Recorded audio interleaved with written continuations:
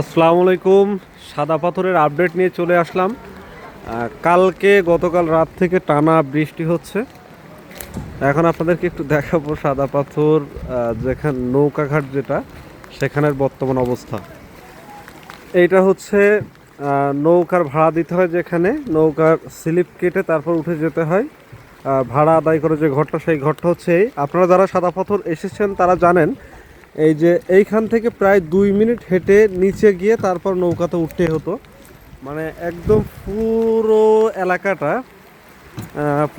এলাকাটা আমি যদি একটু জুম করে সাদা পাথরের দিকে দেখানোর চেষ্টা করি, সাদা পাথর মসজিদটা আপনারা দেখতে পাচ্ছেন।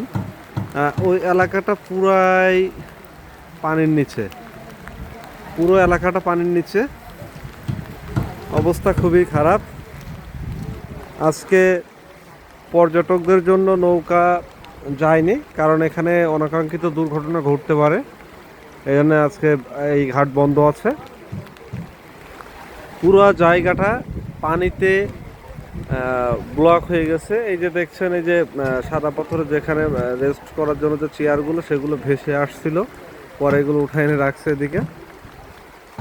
পুরো জায়গাটা ডুবে গেছে পানিতে।